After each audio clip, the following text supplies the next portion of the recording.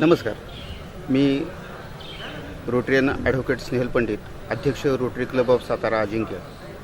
आजच्या या पत्रकार परिषदेमध्ये मी सातारावासियांना आणि महाराष्ट्रवासियांना निवेदन करतो की चतुरंग 2014 राज्यस्तरीय बुद्धिबळ स्पर्धा rotary club of Satara Ajinkya, ND Joshi trust आणि बुद्धिबळ असोसिएशन सातारा यांच्या सहकार्याने संयुक्त विद्यमाने आम्ही दिनांक 4-5 जानेवारीला बुद्धिबळ स्पर्धेचं नियोजन केलेलं आहे. गेली 4 वर्ष झालं आम्ही इथे रोटरी क्लब ऑफ सातारा अजिंक्य कार्यरत असून विविध सामाजिक आणि शैक्षणिक क्रीडा या उपक्रम आम्ही घेत आहोत आणि त्यामध्ये सर्व सातारावासियांचं आम्हाला सहकार्य मिळत आहे.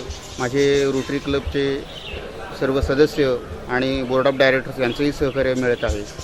या स्पर्धेचं वैशिष्ट्य म्हणजे राज्यस्तरीय स्पर्धा घेऊन आम्ही बुद्धिबळपटू आणि प्रेमी यांना प्रोत्साहन देणे हा त्यामागचा उद्देश आहे. याकरिता आम्ही मोठी बक्षिसं म्हणजे प्रथम बक्षीस आम्ही 5,000चं पासून ठेवलेलं आहे आणि बक्षिसांची संख्याही मोठी आहे, रक्कमही मोठी आहे आणि संख्याही मोठी आहे.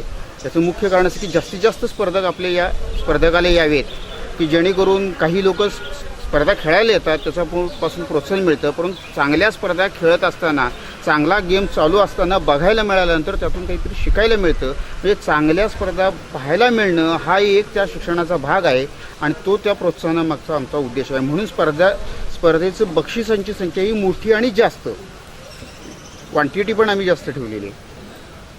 माझं या पत्रकार परिषदेच्या अनुषंगानं निवेदन एवढंच आहे की जास्तीत जास्त चांगल्या स्पर्धकांनी यावर राज्यस्तरीय, जिल्हास्तरीय आणि आंतरराष्ट्रीय आणि राष्ट्रीय पातळीवर आपले सातारा शहरातले आणि सातारा जिल्ह्यातले स्पर्धक जावेत आणि हा त्यामागचा मूळ हेतू आहे.